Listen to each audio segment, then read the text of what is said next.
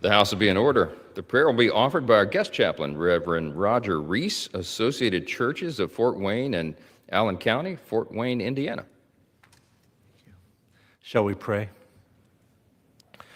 Gracious and loving God, we come before you, quieting our hearts in your presence. As the word reminds us again and again, the Lord is our shepherd. I shall not want. He leads me beside still waters. He restores my soul.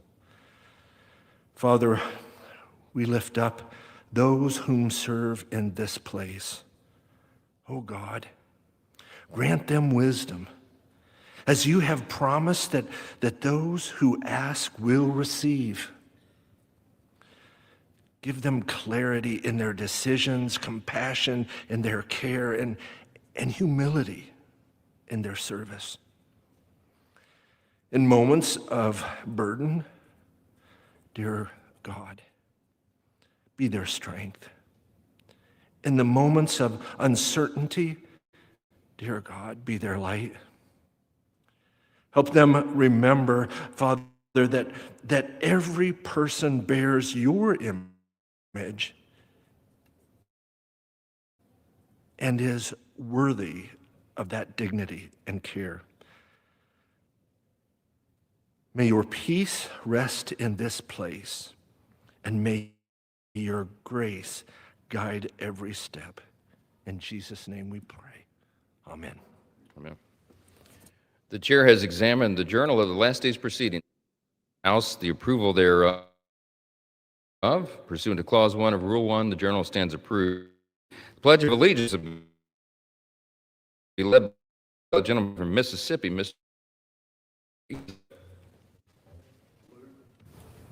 pledge to the republic for which it stands, one nation, under God, indivisible, with liberty and justice for all. Without objection, the gentleman from Indiana, Mr. Stutzman, is recognized for 1 minute. Thank you, Mr. Speaker. Today I rise to welcome today's guest chaplain, my friend Roger Reese. Roger is a faith-driven leader, an Army veteran, and a longtime nonprofit executive. Roger has faithfully served as an executive director of the Associated Churches of Fort Wayne and Allen County for over 16 years. He has guided the organization through significant growth and expanded its impact across our community. He is equipped with a strong theological foundation from both Purdue University and the Methodist Theological School of Ohio. Roger has served in a variety of roles, including parish pastor, city manager, and Army chaplain within the Distinguished Service in the 82nd Airborne Division. Through his leadership, Roger has fostered collaboration across congregations, nonprofits, and civic institutions to better serve the most vulnerable in Northeast Indiana. I want to thank Roger for today's opening prayer and wish him continued blessings in his work serving others across the Hoosier State. God bless you, and I'll yield back. Gentleman yields. We'll now prepare to receive a message from the Senate. Mr. Speaker, messages from the Senate. Mr. Speaker, Madam Secretary. I have been directed by the Senate to inform the House that the Senate has passed with an amendment, H.R. 7147, an act making further consolidated appropriations for the fiscal year ending September 30th, 2026, and for other purposes, in which the concurrence of the House is requested. The chair will entertain up to 5 further requests for 1-minute speeches on each side of the aisle. For what purpose does the gentleman from Virginia seek recognition? Mr. Speaker, I seek unanimous consent to address the House for 1 minute and to extend the revised power. Without objection, the gentleman is recognized for 1 minute.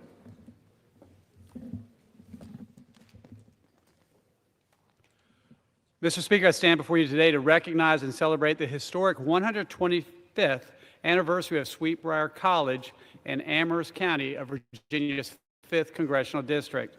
Founded in 1901 by Indiana Fletcher Williams, Sweetbriar has spent more than a century preparing women to lead with integrity, resilience, and purpose in critical roles throughout America's workforce. Sweetbriar's many notable alumni, including Mary Pope Hudson, the current president of the college, hold true to the mission of guiding and inspiring the next generation of female leaders. For 125 years, Sweetbriar has stood as a testament to academic excellence and preparing women for lifelong leadership. I ask my colleagues to join me in congratulating this extraordinary institution. And with that, I yield back. The gentleman yields back. For what purpose does the gentleman from Missouri seek recognition? Without objection, the gentleman is recognized for 1 minute. Mr. Speaker, I rise today to talk about a woman who changed St. Louis, and in doing so, changed America. Her name is Frankie Muse Freeman. In 1954, when segregation was still the law of the land, despite that, Frankie Muse Freeman walked into a St. Louis courtroom with her law degree. The result, the end of legal racial discrimination in public housing in Missouri. She was the lead attorney. She was a black woman. She won. She didn't wait for permission anywhere in her life. When law firms wouldn't write her back, she opened her own practice. So during Women's History Month, when I think about what this administration is doing, gutting programs that black women built careers and communities around, eliminating the pathways to economic stability, I think about what Frankie Muse Freeman would say. I think she'd say, get back to work, and most importantly, win. Thank you, Mr. Speaker. I yield back. The gentleman yields back. For what purpose does the gentleman from California seek recognition? Mr. Speaker, I ask unanimous consent to address the House for 1 minute. Without objection, the gentleman is recognized for 1 minute. Mr. Speaker, this body needs to vote on Thomas Massie and my resolution to end the war in Iran. The president has sent 2,000 more soldiers from the Army 82nd Division to Iran. This is on top of 4,500 Marines we already have there. We cannot afford to put ground troops in Iran. This body needs to say no to the $200 billion request and vote to end a war that is causing gas to skyrocket. Gas is up to nearly $4 a gallon, up 34%, and we've already lost 13 American service members. Let's end the war. Let's bring the troops home. Let's make sure we're putting Americans first. The gentleman yields back. For what purpose does the gentleman from Kentucky seek recognition?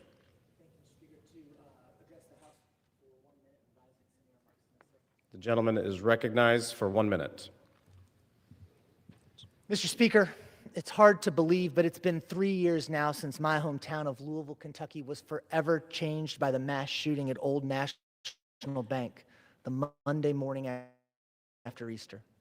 3 years since we lost Josh Barrick, Dina Eckert, Juliana Farmer, Jim Tutt, and my good friend Tommy Elliott.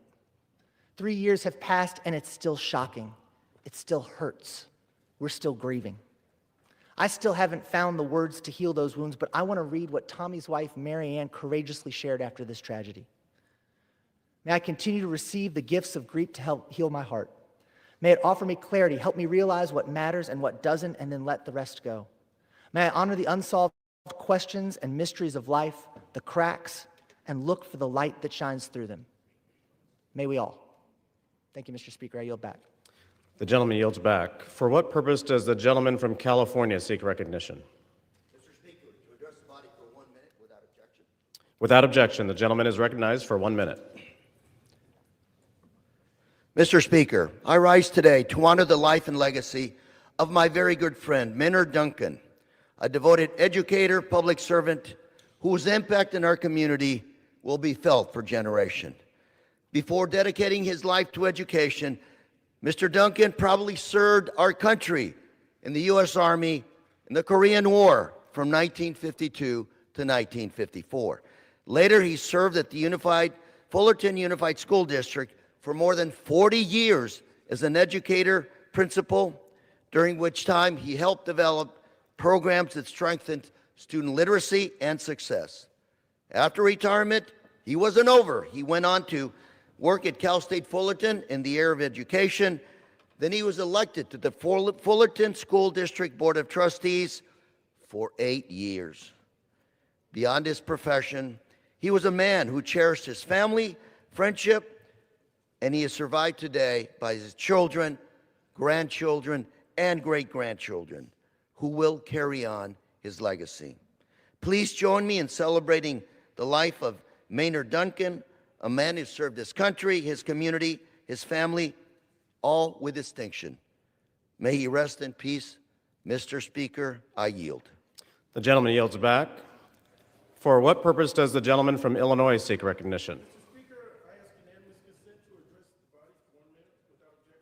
Without objection, the gentleman is recognized for 1 minute. Mr. Speaker, I rise today during Women's History Month with both reverence and sorrow to honor the life and legacy of Betty Jean Mason Odom, a trailblazer whose recent passing marks the loss of a visionary leader and beloved pillar of the Chicago community. In 1978, after studying in Paris, France, Mrs. Odom returned home with an idea, the concept of total skin care for the African American community.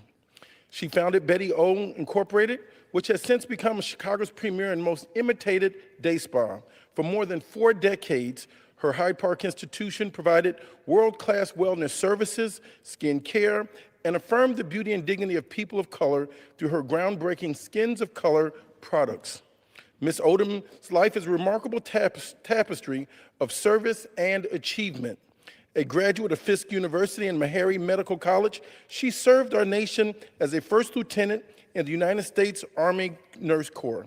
She is also an accomplished actress, model, television host, author, entrepreneur, educator, and inspired generations of young people through her lectures on confidence, purpose, and professional ambition.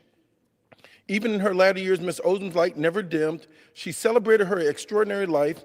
We mourn her passing and give thanks for the profound and lasting impact of Miss Betty Odom. She is survived by her daughter, Lori Odom. May her memory continue to inspire all of us. Mr. Speaker, I yield back. The gentleman yields back.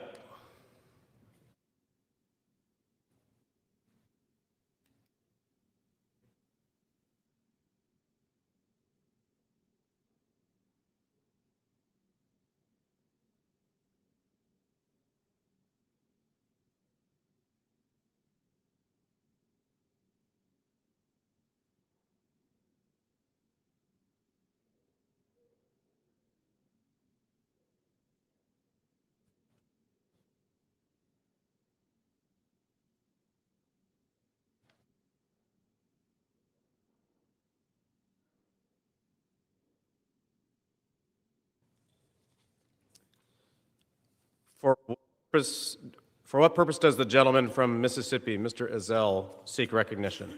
Mr. Speaker, pursuant to House Resolution 1131, I call up H.R. 7084 as amended, the Defending American Property Abroad Act of 2026, and ask for its immediate consideration in the House.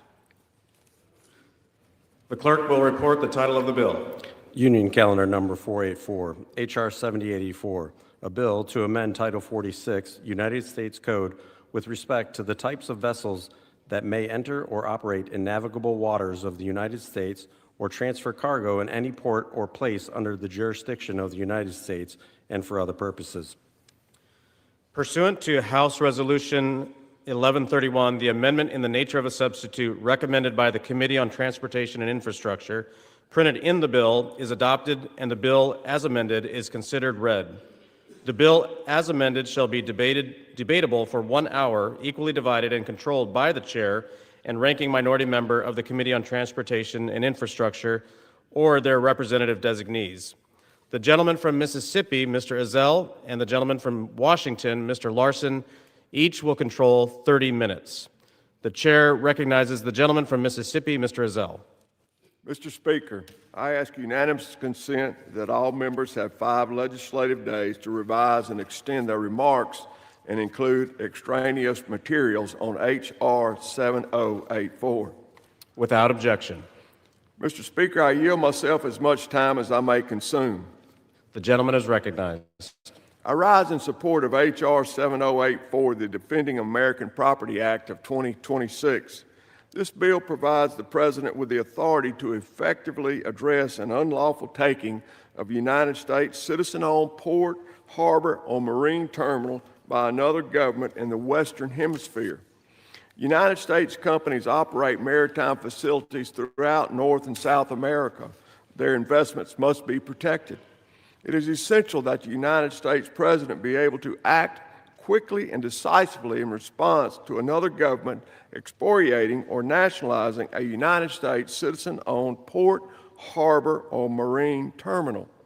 This bill establishes a new, narrowly constructed authority for a president to impose a consequence on a foreign government that illegally takes a maritime facility.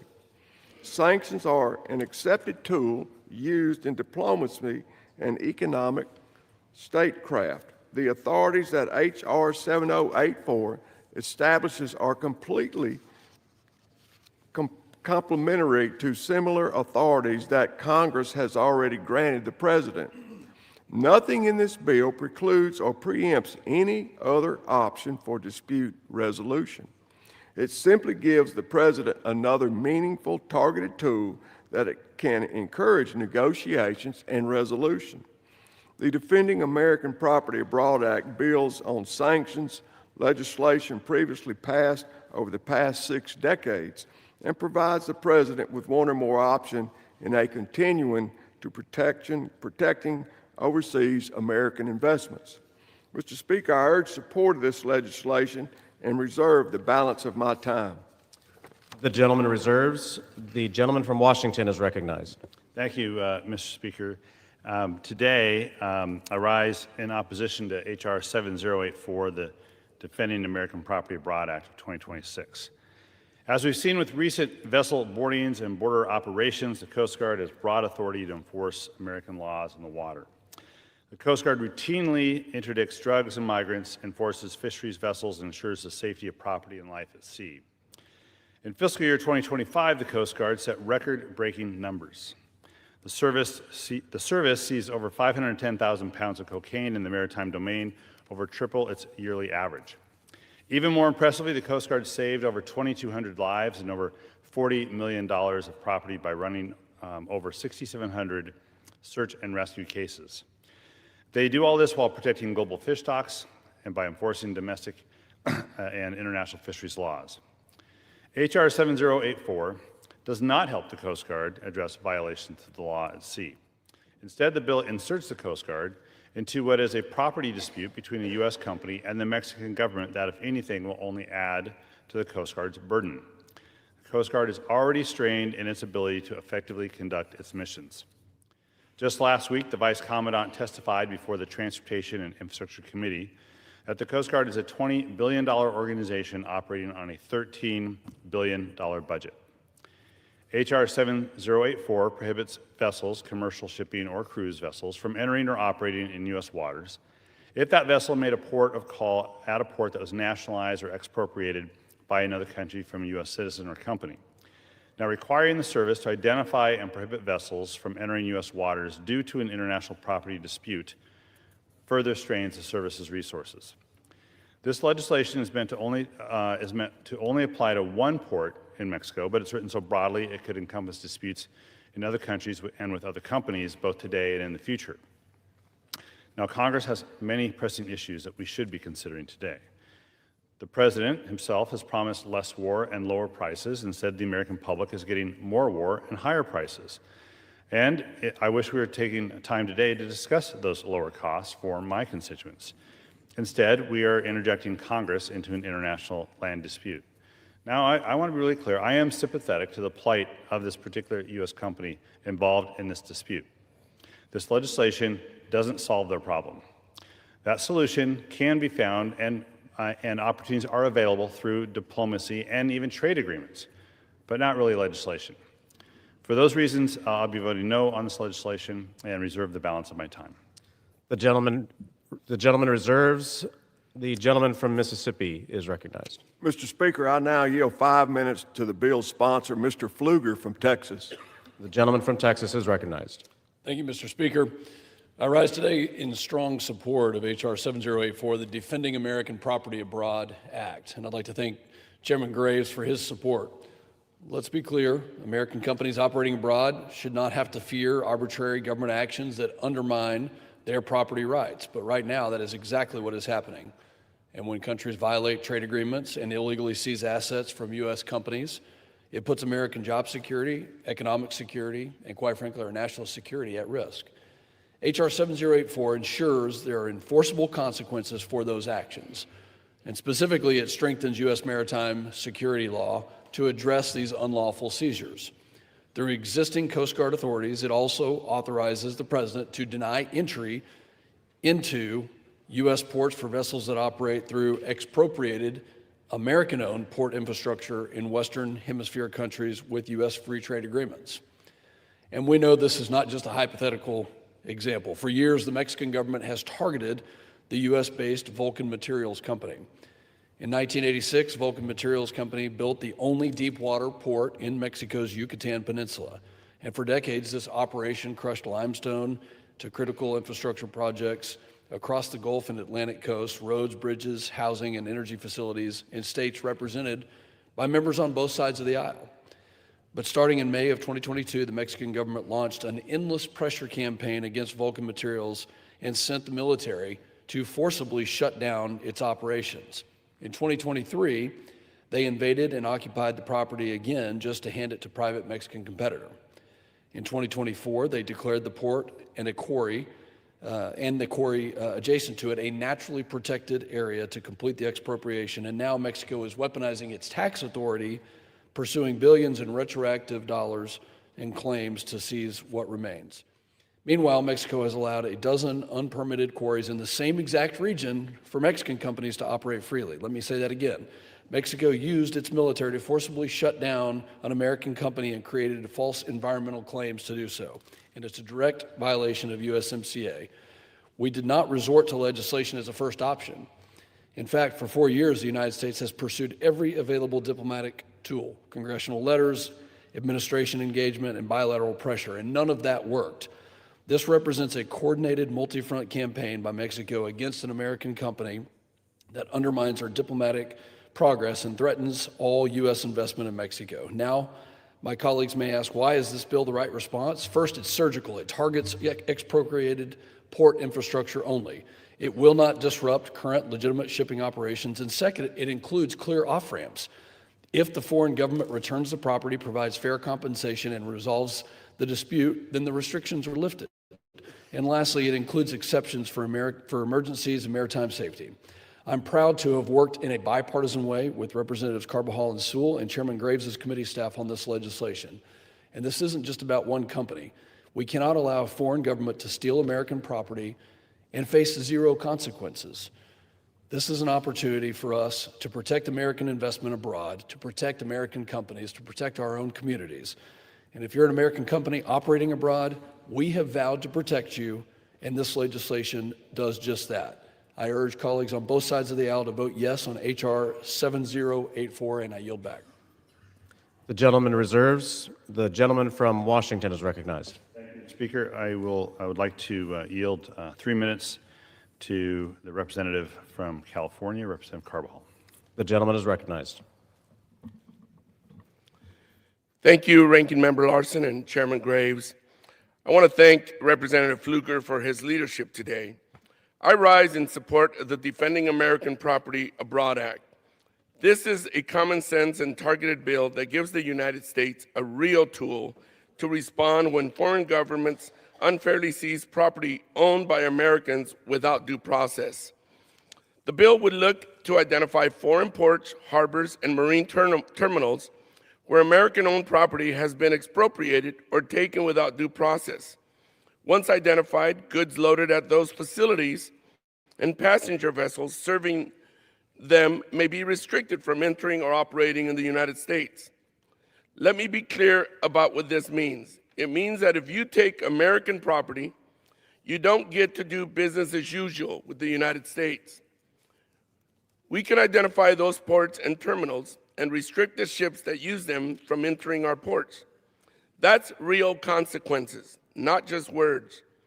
It is a targeted solution to support American innovation. This legislation focuses on one bad actor. In recent years, an American company, Vulcan Materials, invested in port and terminal infrastructure in Mexico in good faith, under the expectation that its property rights and contracts would be respected.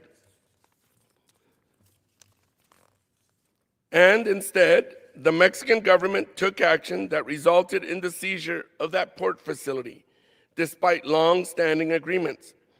What makes this even more frustrating is the justification that was offered. Mexican officials pointed to environmental and permitting concerns. But the same government that is accusing this company of environmental harm awarded 6 industry awards from Profepa, which is their environmental enforcement agency, for the company's environmental stewardship. You can't speak out of both sides of your mouth. And at the same time, the government of Mexico has allowed for the use of Vulcan Deep Water Port by another company. That is not what good faith partnerships look like, especially from our largest trading partner. Trade should not be a race to the bottom. It should support good paying jobs, protecting the environment, labor standards, and strengthening local communities. And it should be grounded in mutual respect, where countries that benefit from access to U.S. markets also respect the rights of workers, investors, and communities tied to that trade. The bill reinforces that principle. Just like I have been willing to call out unfair practices by foreign governments, I've also spoken out when our own government does something similar, including under President Trump, who has imposed blanket tariffs without rhyme or reason, an equally reckless action. This bill is a targeted solution. I urge my colleagues to also support this bill. I yield back the balance of my time. The gentleman yields back. Reserve. Gentleman from Washington reserves. The gentleman from Mississippi is recognized. I now yield 2 minutes to Representative Moore of Alabama. The gentleman is recognized. I thank the gentleman from Mississippi. Mr. Speaker, what we have seen happen to Alabama's own Vulcan Materials Company should concern every member of this body. A foreign government shut down an American company's operations, moved to seize its property, and ignored the rule of law. If it can happen to one American company, it can happen to any of them. We must protect American jobs and American investments and stand on the principles that the United States will stand for its people and its companies wherever they operate. The government of Mexico's actions shutting down operations, explorating a deep water port and quarry, and hiding behind environmental designations set a dangerous precedent that weakens trade relationships and threatens our national security. The Defending American Property Abroad Act of 2026 makes it clear, if you target American businesses, there will be consequences. It strengthens our trade enforcement rules, expands Section 301 authority, and allows the United States to take real action against those who seize or interfere with American property. We will not allow foreign governments to benefit from the access of our markets while violating the rights of American companies. I urge my colleagues to stand with the American workers, stand with the rule of law, and support this bill, and with that, I'll yield back. The gentleman yields back. Does the gentleman reserve? I reserve. The gentleman reserves. The gentleman from Washington is recognized. Thank you. I'd like to yield 3 minutes to the representative from Illinois, Representative Garcia. The gentleman is recognized. Thank you, Mr. Chair. I rise today to voice my strong opposition to this bill. First of all, this bill and the substance of the bill, this dispute, is undergoing consideration by the international bodies established by the U.S.-Mexico-Canada Trade Agreement. We really should wait until a decision is arrived at with respect to that mechanism. But there are other considerations. First, let's consider other far-reaching implications. The bill gives the president the authority to prohibit vessels that travel through certain Western Hemisphere ports that he designates from entering U.S. waters. While supporters say that the bill is narrowly written to target a specific project in a specific country, the reality is that the president will be given broad authority that could be applied to other countries in the future. And let's not forget who we're talking about here. This is the same president who used military force in Venezuela to force regime change. The same president who's now engaging in an illegal war with Iran without even consulting Congress. Do we really want to entrust the president with this new authority granted under this bill? Equally damaging, the bill ignores the objections of local people fighting for their right to safe drinking water and a surrounding environment free of contamination. That's what's in the dispute resolution matter being addressed now. I've spoken to local community leaders who have suffered from the environmental damage caused by these mining operations. This bill limits the ability of foreign governments to adopt measures that protect its communities and its environment, essentially coercing those foreign governments to prioritize the interests of U.S. corporations over its people. We should not be legislating to hinder a foreign government's ability to protect its citizens from environmental harm. We should not be granting the president a new authority that could have broad foreign policy implications. I urge my colleagues to join with me and to vote no on this proposal. Thank you, Mr. Chair. I yield back. The chair yields back. Does the gentleman reserve? Reserve. The gentleman from Mississippi is recognized. I now yield 2 minutes to Representative McGuire of Virginia. The gentleman is recognized.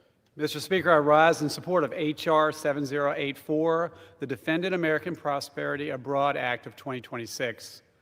I'm a proud co-sponsor of this vital piece of legislation, and I thank my colleague, Chairman Pfluger from Texas, for his leadership on this matter. In 2022, the Mexican government unlawfully took over and shut down a limestone quarry in Mexico operated by a U.S.-based company. This seizure violated the U.S.-Mexico-Canada agreement, undermined American property values, and threatened U.S. economic growth and national security. It is of the utmost importance that we protect American businesses and vessels from being unfairly targeted or having their assets unlawfully seized while operating around the world. I am proud to support H.R. 7084, which ensures that there are real consequences when American property is seized abroad. I urge all my colleagues to vote in favor of this bill and show the world that Americans stand firmly behind its workers, businesses, and investments at home and abroad. And I yield back the balance of my time. The gentleman yields back. The gentleman reserves? I reserve. All right. The gentleman from Washington is recognized. Thank you. I'd like to yield 2 minutes to Representative from Alabama, Representative Figures. The gentleman is recognized.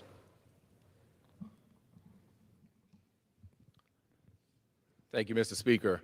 I rise today in support of the Defending American Property Abroad Act because it is the right thing to do. We've talked about here today about this being a U.S.-based company. Well, it's a little bit more personal than that to me and my colleague, Congresswoman Sewell, and a few of my other colleagues from the state of Alabama. This is an Alabama-based company, and it is the right thing to do because when you have a company that is operating on lawfully acquired land nearly 4 decades ago, performing lawful operations, paying taxes lawfully, exporting the goods lawfully, many of which that come through my hometown, the Port of Mobile, which is now the deepest port in the Gulf. When they're doing this lawfully, they should be treated lawfully. And what we have here is not really complicated. It's not complex in terms of what the Mexican government did here. They came in and just took it and said, we're not abiding by a process, we're not abiding by any contractual terms or any other terms, we're just taking it, and by the way, we're not going to pay you for it. And when a foreign entity uses the full force of its military and its government to take away property rights from a Alabama-based company, I'm going to stand up for that. But we also have an obligation to make sure we're using the full force of our government in response to it. And that is what this legislation does, and I urge my colleagues to support it for that reason. But not only that, because we're here because it's an Alabama company today, but tomorrow it could be a Mississippi company or a Washington company or Oregon, Indiana, Illinois, any other state.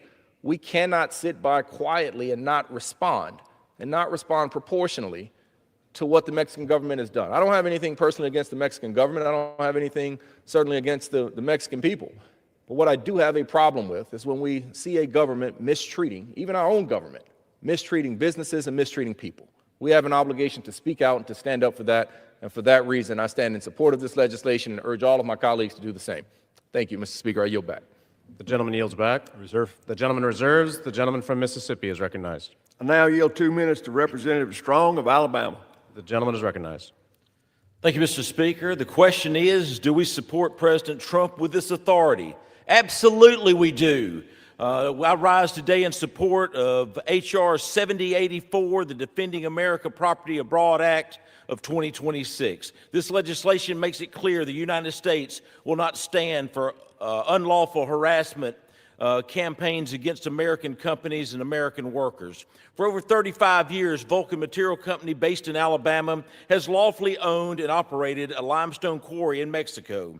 Yet, since 2018, the Mexican government has unlawfully restricted Vulcan's operation and wrongly targeted them through coercion and intimidation. In 2022, the Mexican president attempted to seize the property when Vulcan refused to surrender Mexican retaliation by issuing stand-down orders. No American company should be pressured into accepting a fire sale takeover or punished for standing up for its lawful rights. Vulcan followed the law, held up its end of the deal, and operated transparently. What they received in return was their property stolen and seized by the Mexican government. These actions have essentially left the only deepwater port on the Yucatan Peninsula, owned, constructed, and operated for years by Vulcan, and the surrounding land open for sale to our adversaries. Unbelievable. The Defending American Property Abroad Act gives the United States the tools to push back against foreign countries and trading partners when our companies are unlawfully targeted and harassed. America owes Mexico nothing. This is about fairness and accountability. The United States will no longer sit by and allow foreign nations to profit from stolen American property. I urge my colleagues to support H.R. 7084, and I thank my friends. I want to thank also Congressman Pfluger for his leadership in advancing this important legislation. I yield back. The gentleman yields back. The gentleman reserves. I reserve. The gentleman reserves. The gentleman from Washington is recognized. Thank you. I'd like to yield 2 minutes to the representative from Alabama, Representative Sewell. The gentlelady is recognized. Mr. Speaker, I rise today in support of the Defending American Property Abroad Act. This narrowly tailored bill will target vessels that attempt to enter into the U.S.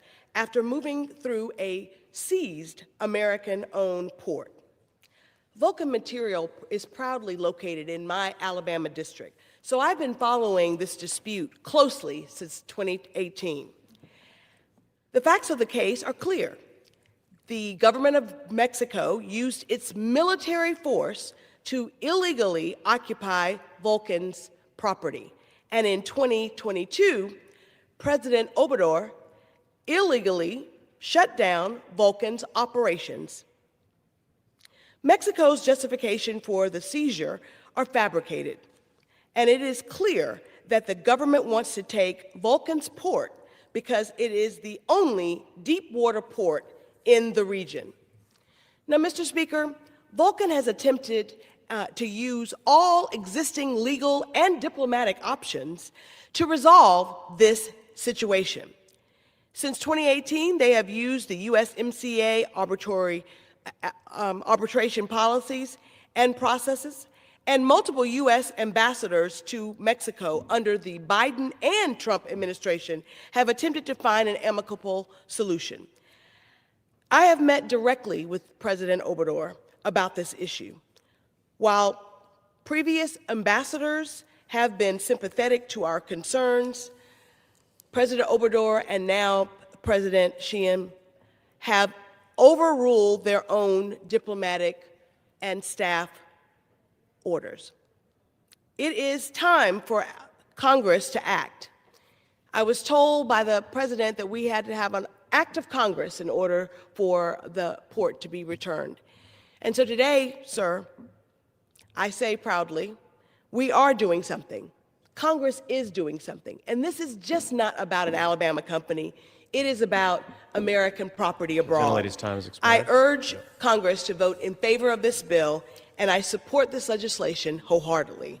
I yield back the balance of my time. The gentlelady's time has expired. Does the gentleman reserve? Reserve. All right, the gentleman from Mississippi is recognized. I now yield 3 minutes to Representative Palmer of Alabama. The gentleman is recognized. Thank you, Mr. Speaker. I rise today in strong support of H.R. 7084, the Defending American Property Abroad Act of 2026. This legislation codifies the common sense principle that foreign nations should not profit from property stolen from Americans. This bill is needed because for years the Mexican government has engaged in a deliberate campaign against an American company, Vulcan Materials, headquartered in my district. In 2022, Mexican authorities used military force to shut down Vulcan's lawful operations.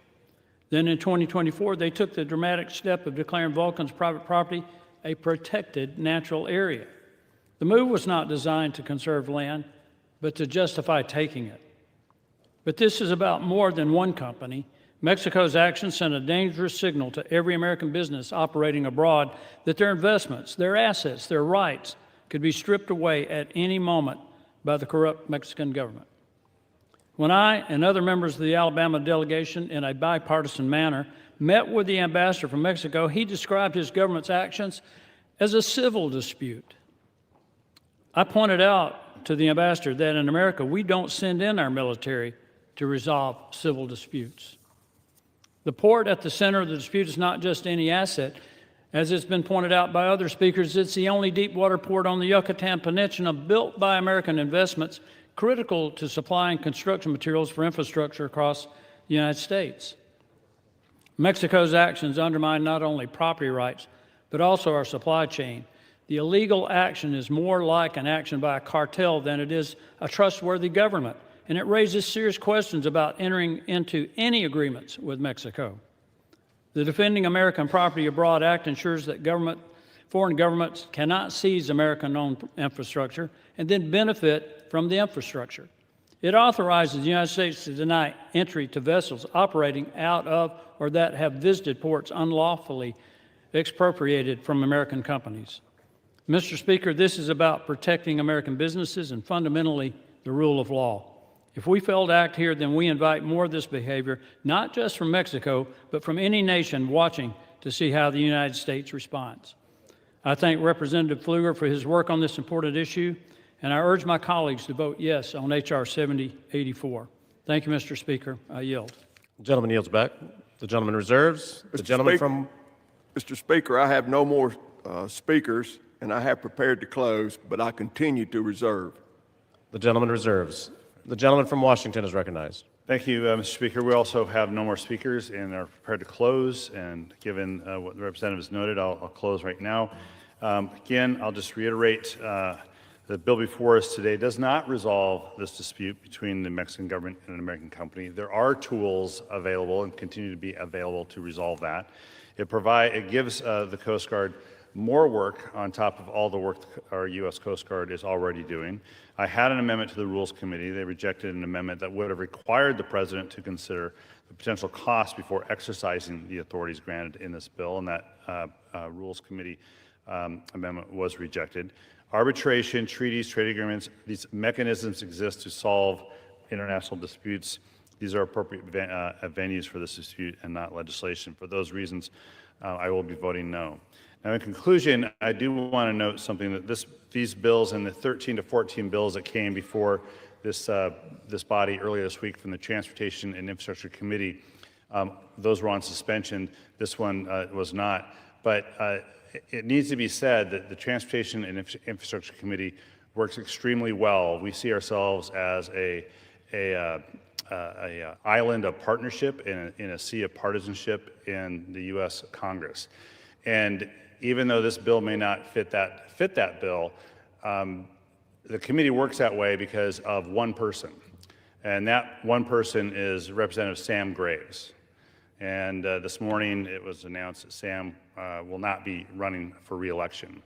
And I think I wanted to take this brief moment as part of my time in closing to just note that we are going to be losing a fierce advocate for infrastructure investment and for transportation safety with his announcement that he will not run again. Sam and I have served together nearly 26 years. We came in together. In recent years, we've developed a partnership that overrode the partisanship in Congress. This body has dealt with the Federal Aviation Administration reauthorization, a Coast Guard reauthorization, a Water Resources Development Act reauthorization. We've passed a FEMA Act that reforms FEMA, have yet to get that to the floor, and we certainly want to see that get to the floor. A lot of other things. Importantly, we are working right now on a bill to reauthorize the surface transportation authorizations, things roads, bridges, highways, transit, rail, and some other things. We're working on that right now, and that work continues to progress, all because of the work of Representative Sam Graves. So although the House is losing Sam, a home is regaining him back in Turkey, Missouri at some point at the end of this year. His family is getting them back. I've always said that Sam likes three things in life: his grandkids, vintage aircraft, and Congress, and in that order. And so I want to thank Sam Graves for his friendship and his partnership and helping us to continue to do the work of this committee to bring bills to the floor that we can debate in a manner that's respectful of the body that we all get to serve in. And with that, I yield the balance of my time. The gentleman yields back. The gentleman is recognized. Mr. Speaker, I yield myself as much time as I may consume. The gentleman is recognized. In closing, passage of H.R. 7084 gives the President authority to effectively address the illegal taking of a United States citizen-owned port, harbor, or marine terminal throughout the Western Hemisphere. American companies are the source of more investments in the Western Hemisphere nations than investors from around the country. Infrastructure projects in America's, especially port infrastructure projects, represent significant potential business opportunities for American companies. Protecting overseas U.S. investments is an important policy objective. This bill creates an appropriate cost and consequence for stealing property from an American-owned business. The Defending American Property Abroad Act of 2026 is consistent with other authorities Congress has given the President to act against the illegal taking of American business and investments. Mr. Speaker, I'm a former sheriff from Mississippi, and where I come from, when you take something that doesn't belong to you, that's stealing and you've broken the law. If you break the law, there are consequences. This bill ensures there are consequences for foreign countries that steal from our companies. Simply put, this legislation is common sense. Mr. Speaker, I urge support of this bill, and I yield back the balance of my time. The gentleman yields back. All time for debate has expired. Pursuant to House Resolution 1131, the previous question is ordered on the bill as amended. The question is on engrossment and third reading of the bill. Those in favor say aye. Those opposed, no. The ayes have it. Third reading. Union Calendar number 484, H.R. 7084, a bill to amend Title 46, United States Code, with respect to the types of vessels that may enter or operate in navigable waters of the United States or transfer cargo in any port or place under the jurisdiction of the United States and for other purposes. The question is on passage of the bill. Those in favor say aye. Those opposed say no. The ayes have it. The bill is passed. Speaker, I ask for yeas and nays. The gentleman wants the yeas and nays. The yeas and nays are requested. Those favoring a vote by the yeas and nays will rise. A sufficient number having risen, the yeas and nays order members will record their votes by electronic device. This is a 15-minute vote.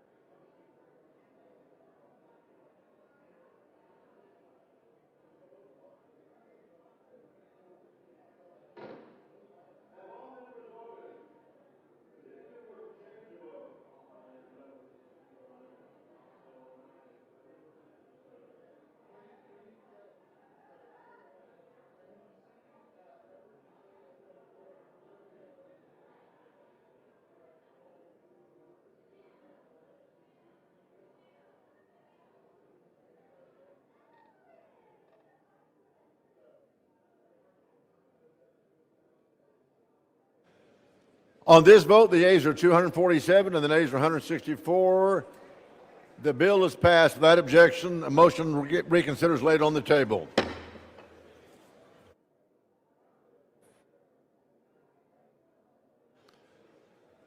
Pursuant to Clause 12A of Rule 1, the chair declares the House in recess subject to the call of the chair.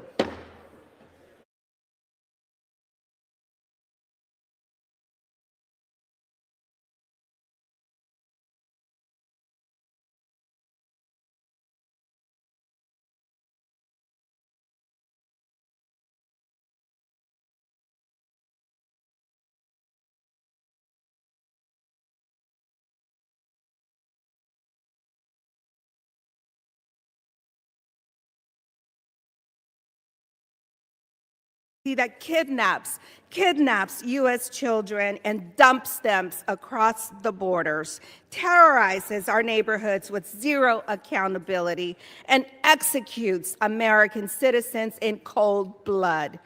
My constituents don't want stopgap cowardice. They want a government that doesn't terrorize them. We are not just debating a budget. We are debating... We are not just debating a budget. We are debating whether this House has the backbone to stand up to an administration that is addicted to cruelty. If members want to fund violence, do it on your own time, but do not do it with the blood and the tax dollars of hardworking American people. Bring the bipartisan Senate bill to the floor, stop the game, stop the sabotage, or get out of our way, because we will win these elections and we will take back America. And I yield back. Gentlelady yields back. Gentleman from Massachusetts reserves. Gentlelady from Minnesota is recognized. Mr. Speaker, I yield 3 minutes to my colleague on the Rules Committee, the representative from Texas. Gentleman from Texas is recognized for 3 minutes. Let's be clear about why we're here. Our Democrat colleagues created a national crisis by purposely allowing millions of people into the United States in violation of our laws, resulting in the deaths of tens of thousands of Americans. People like Jocelyn Nungare, whose mom I talked to today, who's watching what's happening here in real time. People like Laken Riley, people like Rachel Marin, tens of thousands of our children who died from fentanyl poisoning, all created by purposeful political decisions by the previous administration and my colleagues on the other side of the aisle. Now, we sit here today and my colleagues falsely claim that CBP and ICE are funded. The fact is, first, line staff are being mostly funded by virtue of the One Big Beautiful Bill, but it leaves out civilian and support staff. That's the truth. It's factual truth. Today, we had a quote from one of them. It says, quote, "The Senate bill paid TSA, but thousands of CBP and ICE professional staff will not be paid. The last paid workday for me was February 13th. Now Senate on paid vacation until April 13th. That is a guarantee for 2 months, no pay. Very likely we won't be paid until May if Speaker Johnson let this bill pass." That's existing staff watching what we're doing in real time. Second, not one of my Democratic colleagues voted for the One Big Beautiful Bill they are hiding behind right now, saying that the staff is paid. Not one. Last night, yes, there was a voice vote in the middle of the night. This comment that somehow there was massive votes in support of this bill is simply not true. There was a voice vote. The only, and I mean the only, barrier to getting funding for our law enforcement, our personnel in Border Patrol and ICE who are standing on the line to defend our country are 5 to 7 Democrats in the Senate who refuse to let the bill move through while allowing it to be filibustered at a 60-vote threshold. Sheridan Gorman is dead. A student at Loyola who was killed by Jose Medina, who's illegally president of the United States, who came in 2023. And this just happened.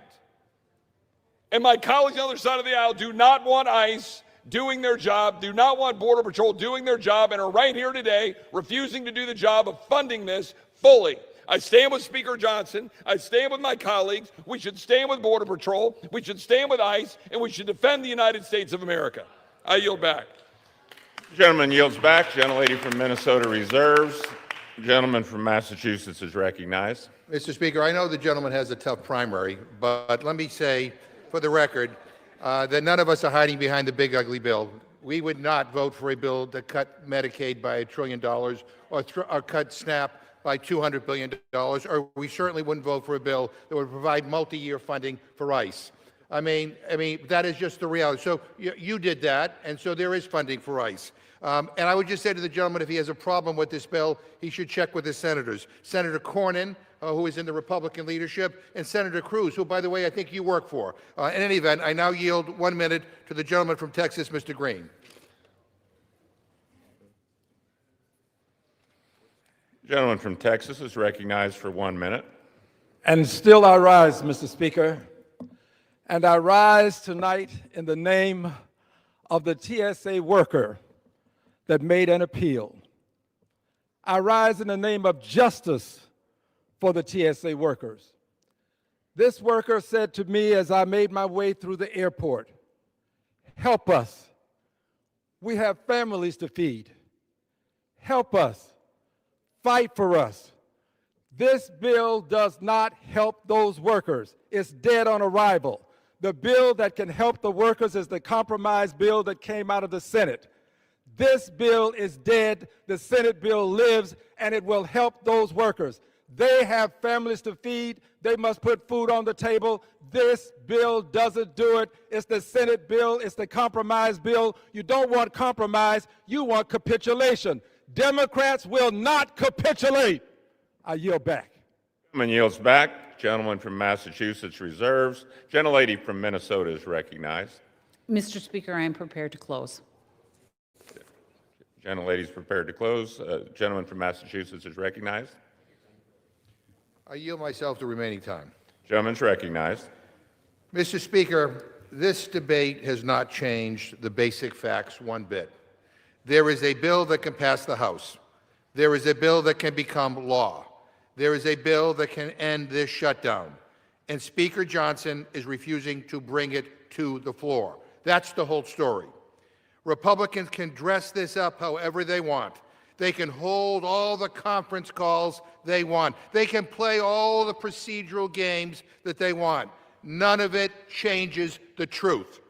This shutdown is continuing because the Republican Speaker of the House is too weak to stand up to the extremists running his conference.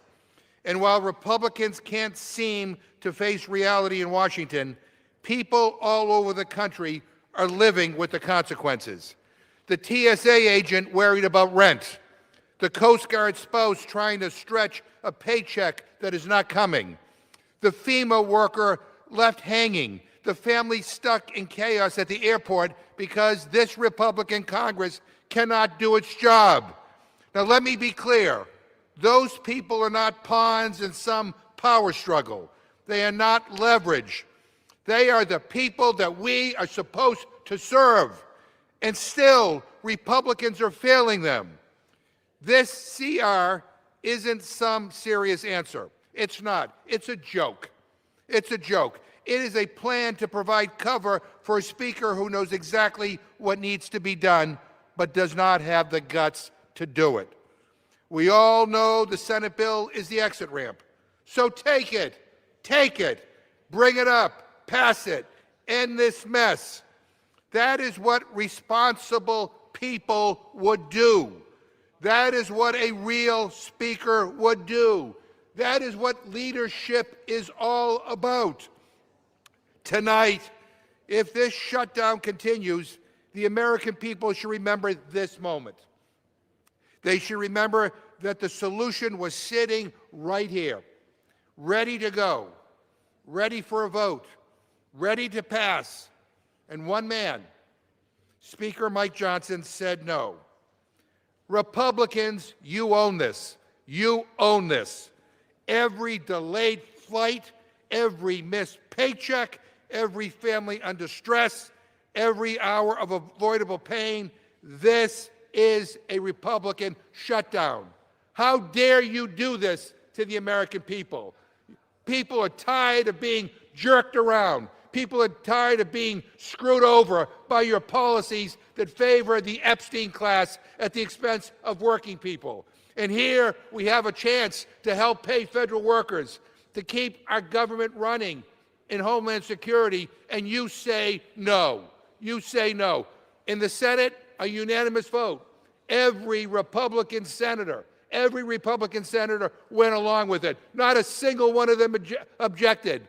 Even the most conservative right-wing senator did not object to it. And yet that's not enough for you. That is not enough for you. Shame on you. Shame on this institution for not rising to the moment. I urge defeat of the previous question, Mr. Speaker. I urge a defeat of this rule. This is a lousy process. Shame on Republicans, and I yield back. Members are reminded to direct their remarks to the chair. The gentleman from Massachusetts yields back. The gentlelady from Minnesota is recognized to close. Thank you, Mr. Speaker, and I yield myself the balance of the time. Gentlelady is recognized. I rise today to close this debate with a clear and unwavering message to my colleagues across the aisle and across the rotunda. You cannot fund only half of our homeland security. There's been a lot of loud voices from the other side of the aisle, and I think they believe that the louder they speak, the more the American people will believe them. But the American people do understand that this CR makes sense. It funds everything, people get paid, and it allows more time to continue the discussion. This is the common sense thing to do. The proposal sent to us by the Senate in the dead of the night is not a solution. It's a Swiss cheese funding bill defined by its holes and deficiencies. While we all agree on the importance of protecting our airports, the Senate plans operates on the hope that we can secure our borders by using supplemental funds meant for construction and technology to cover basic operational needs. The current bill does not just ignore the border. It actively harms our border security infrastructure. It keeps our cybersecurity experts at CISA furloughed while adversaries target our networks. It leaves FEMA's disaster relief fund depleted and keeps our Coast Guard crews from training they need to operate in hazardous conditions. Our 60-day CR ensures that over 100,000 DHS employees receive paychecks. It ensures that investigations into drug trafficking, human smuggling, and child exploitation can commence. It ensures that our BioWatch systems remain active in over 30 major cities to warn us of bioterrorism attacks. The American people are tired of games. They do not want half security or partial funding. They want a government that protects them at the airport, at the hospital, and at the border. I urge my colleagues to stop holding our homeland defenders hostage, to push a radical open border agenda. Support this rule, support this CR, and let's get back to the business of securing the entire United States. Mr. Speaker, I yield back the balance of my time, and I move the previous question on the resolution. Gentlelady yields back. The question is on ordering the previous question on the resolution. Those in favor say aye. Aye. Those opposed, no. In the opinion of the chair, the ayes have it. Mr. Speaker, on that I ask for the yeas and nays. The yeas and nays are requested. Those favoring a vote by the yeas and nays will rise. A sufficient number having risen, the yeas and nays are ordered. Members will record their votes by electronic device. Pursuant to Clause 9 of Rule 20, the chair will reduce to 5 minutes the minimum time for any electronic vote on the question of adoption of the resolution if ordered. This is a 15-minute vote.